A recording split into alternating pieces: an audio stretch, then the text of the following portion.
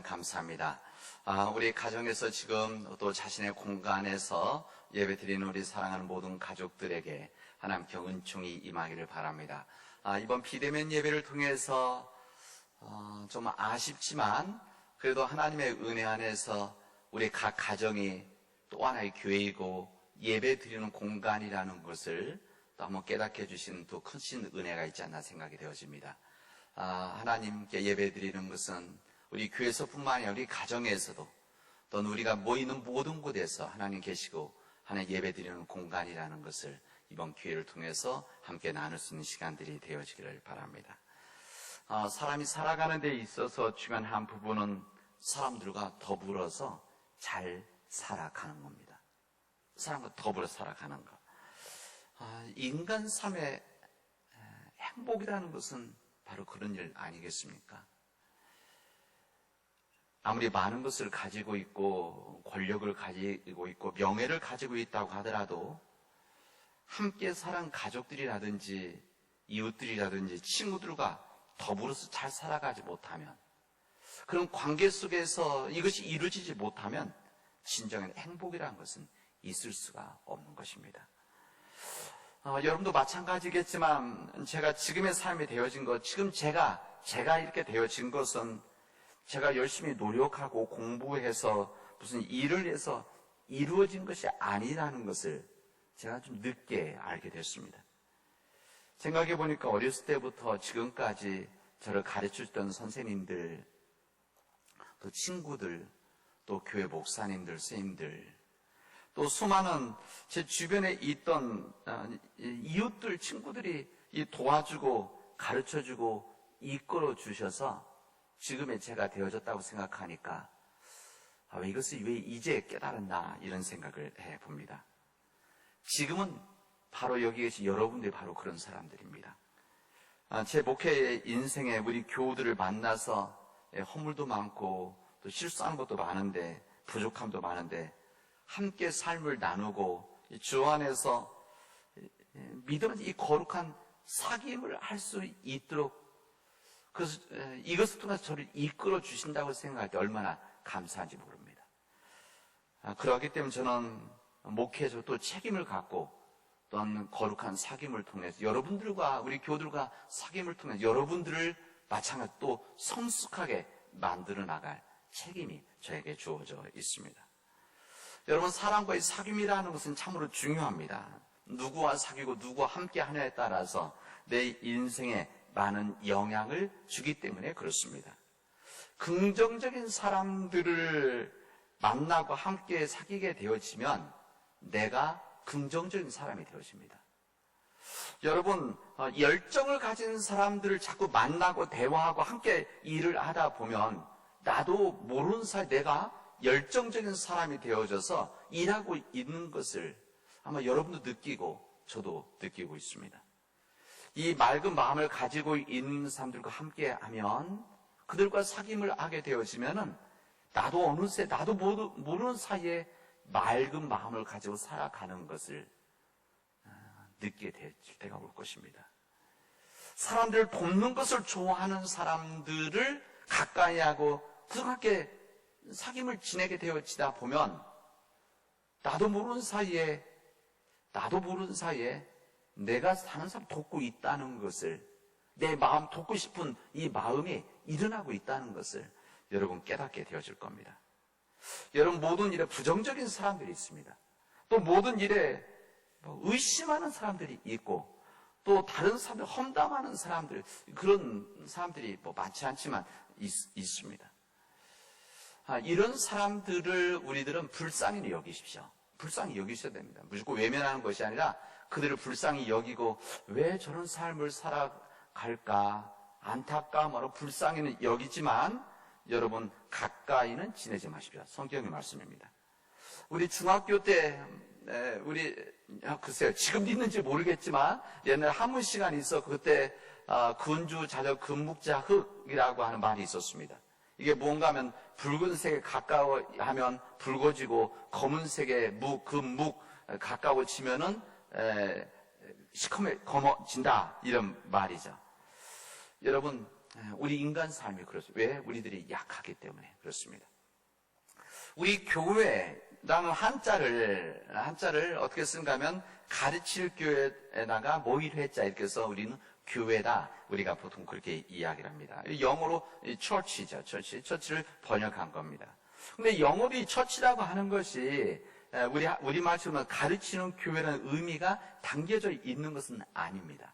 우리는 그냥 처치를 교회로 번역을 한 것이죠. 오래전에 번역을 했는데. 그래서 가르치는 교회 이런 의미를 가지고 있습니다. 그렇게 우리들이 그렇게 받아들인 거죠. 그런데 오래전 성공회의 대천덕 신부님, 아처 트레이라고 하는 이렇게 한국에 오래전에 오셔서 성공회 신부님으로 기도원 하셨던 아주 유명하신 신부님 계시지 않습니까?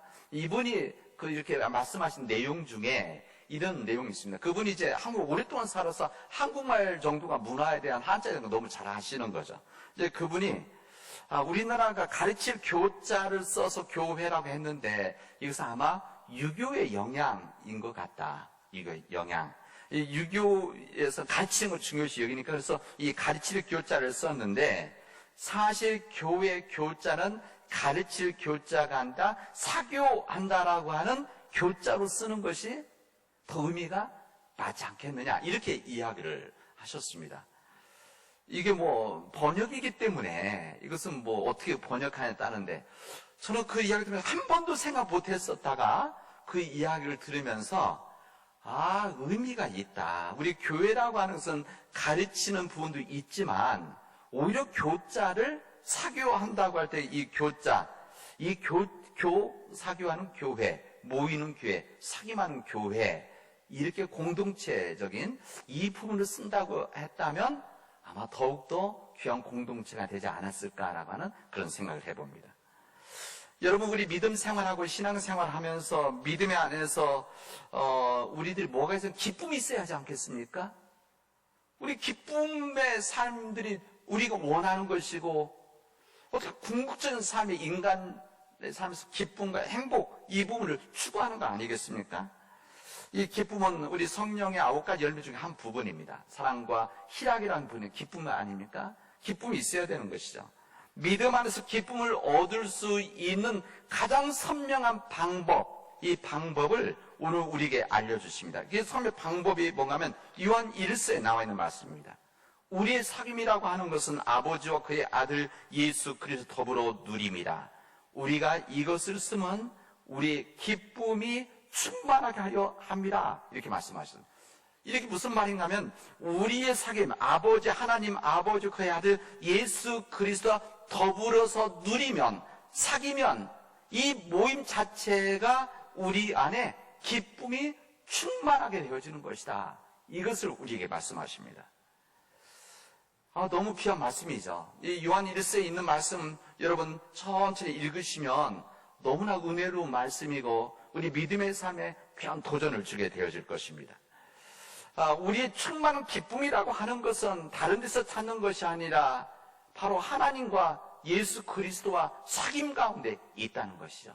세상 사람들의 기쁨, 세상 사람들의 기쁨은 즐거움이죠. 즐거움. 이 즐거움이란 세상적인 것, 쾌락적인 것, 감각적인 것이지만 우리 하나님을 믿는 사람들에게 있어서 진정한 기쁨이라고 하는 것은 하나님과의 사귐, 예수 그리스도와의 사귐과 나눔, 여기에 있다. 우리에게 말씀하십니다. 오늘 우리에게 허락해 주신 본문 세, 우리 구약의 말씀, 서신서의 말씀, 우리 복음서에 있는 말씀 모두는 주님과의 거룩한 사귐에 대해서 주시는 주님의 말씀입니다. 오늘 우리가 읽은 이 구약에 있는 이사야서 55장의 말씀인데 이 40장서부터 55장까지는 바벨론 포로를 끌려가 있었던 이스라엘 백성들이 주셨던 말씀입니다. 1장서 39장까지는 바벨론 포로를 끌려가기 전에 있는 말씀, 그리고 40장서 55장까지는 바벨론에 끌려가 있었던 이스라엘 민족, 특히 이제 이 바벨론 포로에서 나오려고 하는 그때 주신 말씀, 그리고 이제 그 이후에 있는 56장서 65장까지는 다시 예루살렘으로 돌아왔을 때 주셨던 주님의 말씀입니다. 이때 이 바벨론에 끌려가서 거의 40년 정도, BC 587년에서 538년까지 있었는데, 이때 여기 있었던 이 사람들, 이들이 처음에 갈 때는 노예로 갔지만 시간이 지나면서부터는 이제 일반 이민자로 살아가게 되어진 겁니다. 그래도 그들은 바벨론 포로다 이렇게 생각을 하고 있었던 거죠. 그리고 이들이 이제 본국으로 돌아가려고 하는 이 상황 속에서 주님께서는, 이게 지금 마지막 장 아닙니까? 40장에서 55장까지가 그렇게 주지만, 이 마지막 장에서 하나님께서는 그들에게 본국으로 돌아가면서 그들이 첫 번째 해야 될 일이 있다는 것을 그들에게 말씀하시고 있는 겁니다. 이것이 무엇인가 하면, 하나님께서 그들이 본국으로 돌아가는 그들에게 간절히 당부하는 말씀이 무엇이냐면, 하나님과의 거룩한 사귐을 회복해라, 이 말씀입니다. 하나님과의 거룩한 관계, 교제, 사귐을 회복해야 된다. 하나님의 거룩한 초청에 온전히 응답하고 나올 때만이 이제 본국으로 돌아가서, 다시 말하면 예루살렘에 돌아가서 온전한 믿음의 삶, 복된 삶을 살아갈 수 있는 것이다. 이것을 주님은 말씀하십니다. 교제 회복이라고 하는 것은 이미 교제가 깨졌었다는 말 아니겠습니까? 하나님께서는 이 교제 회복, 사귐의 회복, 깨어진 관계를, 그 사귐을 다시 회복해야 된다. 이것을 말씀하시는 겁니다. 그의 백성들이, 하나님의 백성들이 하나님 앞에서 온전한 관계 회복이 되어져 있을 때만이 이스라엘이 다시 회복되어지는, 이스라엘 민족도 다시 회복되어지는 이런 일들이 이루어질 것이라는 것을 하나님 말씀하십니다. 과거에 겪었던 그들의 불행, 이 바벨론 포로를 끌려가서 살았던 이 아픈 그들의 이 고통스러운 이 40여 년의 시간, 이 모든 원인이 그냥 이루어진 것이 아니라 그 생명의 하나님과의, 생명이 되신 하나님과의 거룩한 교제가 깨어지고 하나님과의 관계 속에서 그 사귐이 무너지면서 거부되어지면서 만들어진 결과들이었기 때문입니다.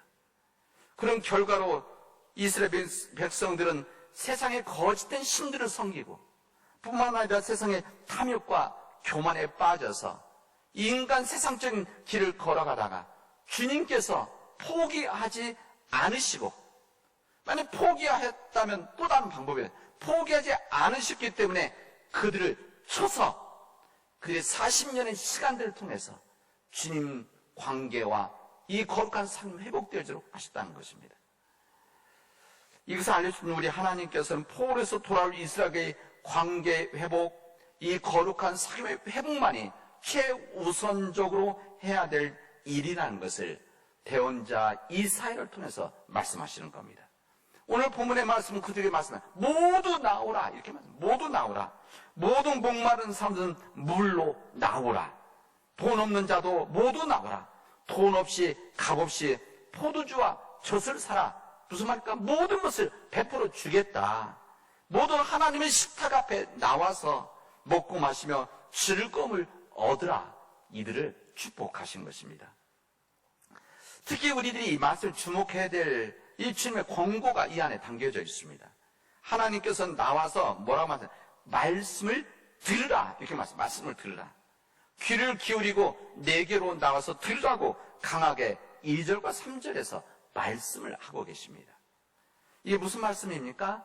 하나님과의 거룩한 사귐의 시작이라고 하는 것은 우리가 하나님의 말씀을 듣는 일, 이 거룩한 사귐이라고 하는 것은 하나님의 말씀을 경청하는 일에서부터 시작되어진다는 것을 오늘 본문의 말씀은 우리에게 말씀해 주시고 있습니다. 여러분, 하나님의 말씀은 세상 만물을 창조하신 능력입니다. 생명을 살리시는 근본적인 힘입니다. 기름과 빛을 제공하는 능력이 바로 하나님의 말씀입니다.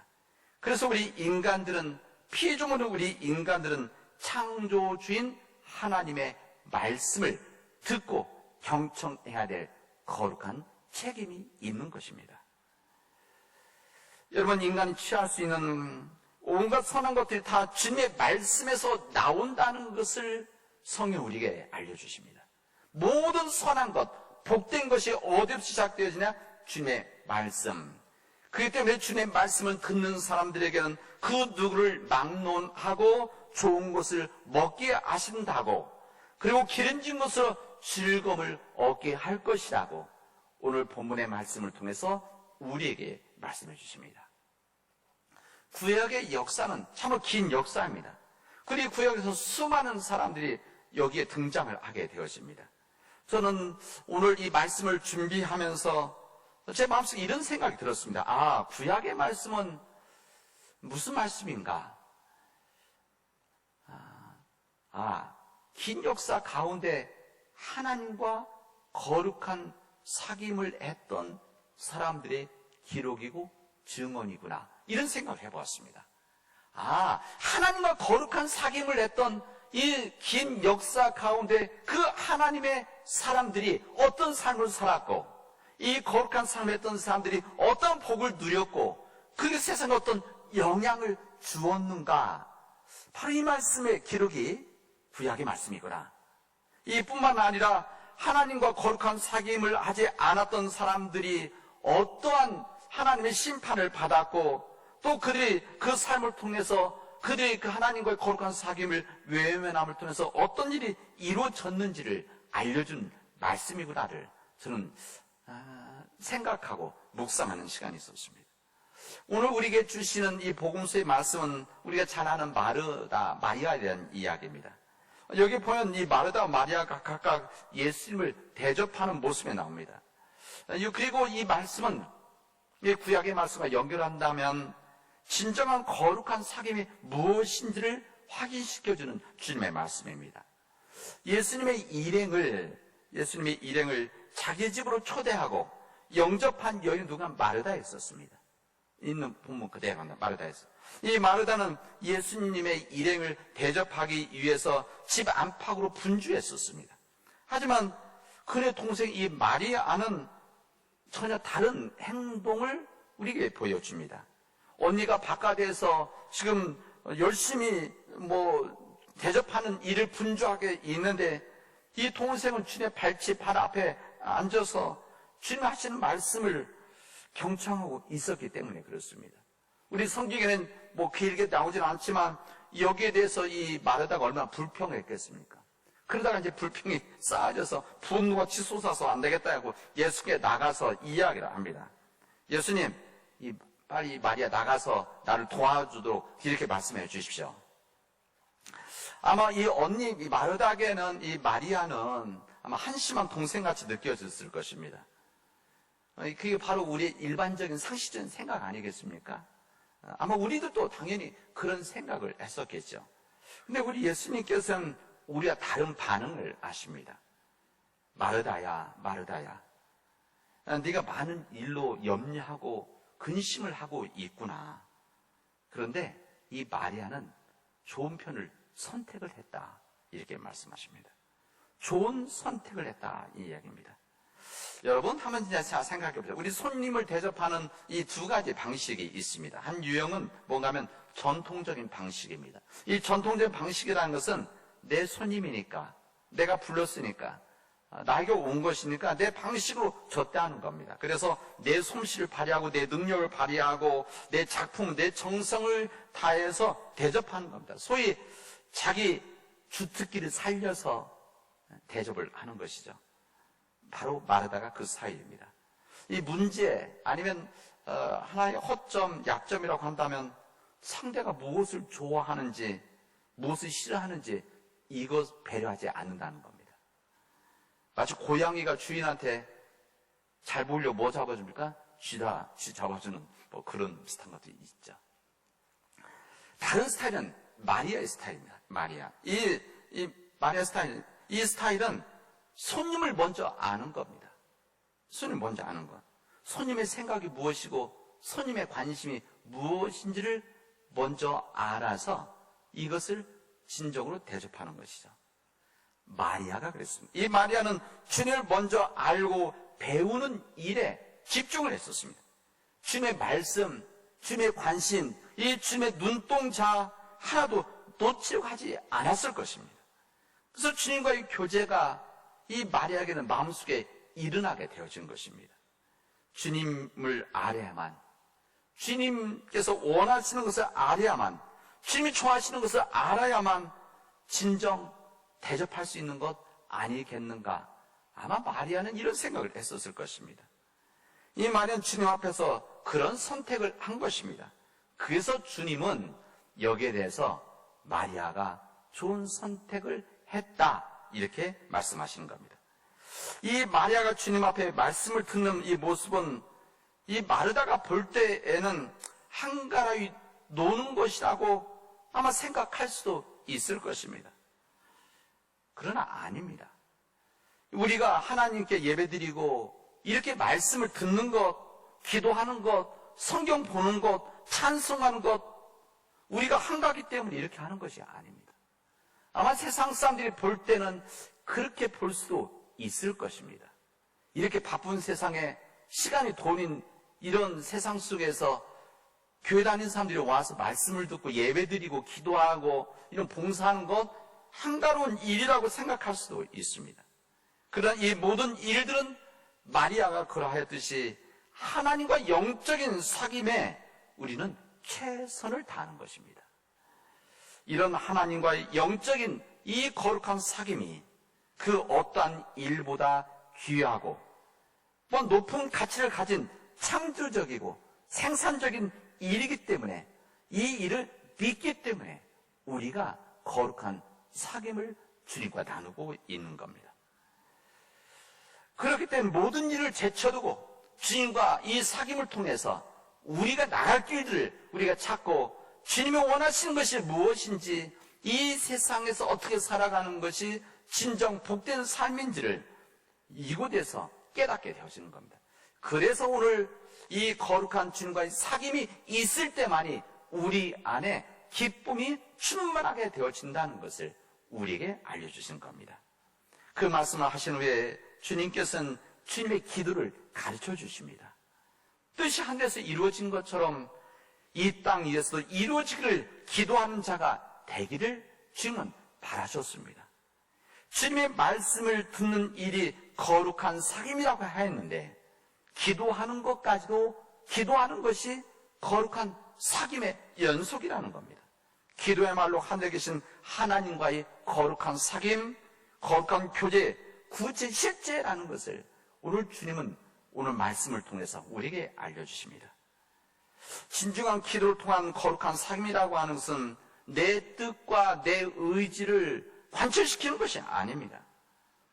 나를 포기하고 주님의 말씀과 의지를 내 것으로 받아들여서 이것을 이루어가는 것, 이것이 바로 거룩한 사귐 속에 있는 믿는 자들의 삶이라고 할 수가 있습니다.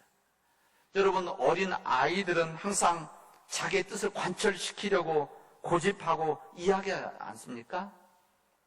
그러나 성숙한 어른이 되어지면 자기 뜻만을 관철시키려는 것이 아니라 항상 상대방을 생각하고 상대방을 배려해주고 또 상대방의 뜻대로 이루어지기를 그렇게 바라고 그렇게 이루어가는 거 아니겠습니까? 하나님과의 관계도 마찬가지입니다. 하나님과의 진정한 사귐이라고 하는 것은 우리의 뜻을 이루는 것이 아니라, 우리가 기도할 때는 내 뜻을 이루어달라는 것이 아니라 오늘 주님의 기도처럼 주님의 뜻이 이 땅에서 이루어지도록 하는, 여기에 순종하는 삶, 이게 바로 주님과 거룩한 사귐 속에 있는 우리 믿음의 삶이라는 것을 우리에게 말씀하시는 겁니다. 오늘 사도 요한은 요한 1서에서 이 생명의 말씀인 예수님에 대해서 말하면서 자신들이 보고 들은 바를 진정으로 교인들과 거룩한 사귐을 이룬다, 이렇게 말합니다. 이게 초대 공동체에 대한 이야기 아닙니까? 이 사도들이 자신들이 보고 들은 것, 심지어 만진 것, 이렇게까지 이야기하지 않습니까? 이 모든 것들을 전하는 것이다. 교우들에게 전하는 것, 자신들이 알고 있는 예수님을 전하는 것이다. 나누는 것이다. 그리고 이것을 통해서 우리의 사귐이 이루어지는 것이다. 이런 우리의 사귐이라고 하는 것은 하나님과의 사귐, 예수 그리스도의 사귐, 함께 나누어지는 이 거룩한 사귐이 되어져서 우리 삶을 진정으로 기쁨으로 충만하게 하는 삶이라는 것을 우리에게 말씀해 주십니다. 우리 주님께서는 제자들에게 이렇게 이야기해요. 서로 사랑해라. 내가 너희를 사랑한 것 같이 너희도 서로 사랑하여라. 새 계명을 허락해 주셨습니다. 이 교회 공동체 안에 이 거룩한 사귐 가운데 있는 우리 교회 주신 주님의 말씀입니다. 너희도 서로 사랑해라. 내가 너희를 사랑한 것 같이 너희도 서로 사랑해라.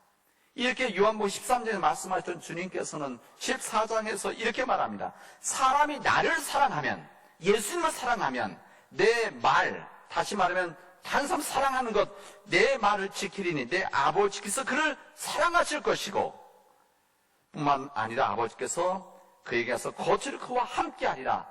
거룩한 삶에, 거룩한 사귐에 영원히 살아가는 삶을 허락해 주실 것이라는 것을 예수님은 우리에게 말씀하시고 축복해 주셨습니다.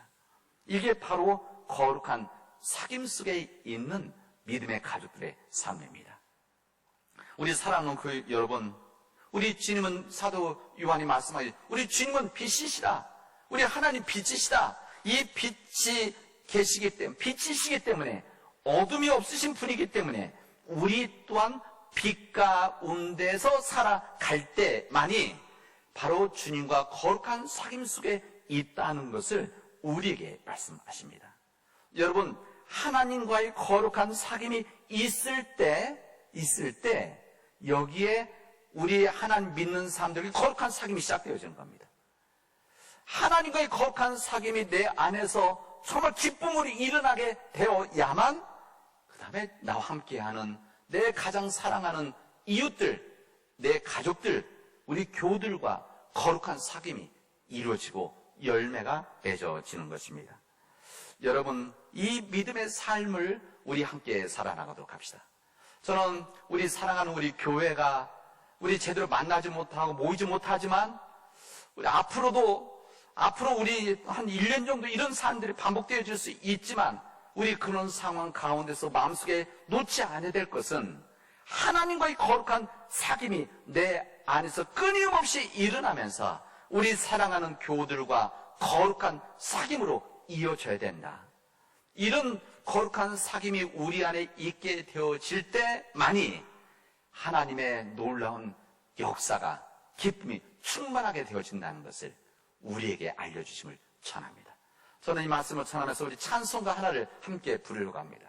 우리 찬송가 우리 함께 221장 1절과 3절을 함께 부르도록 하겠습니다.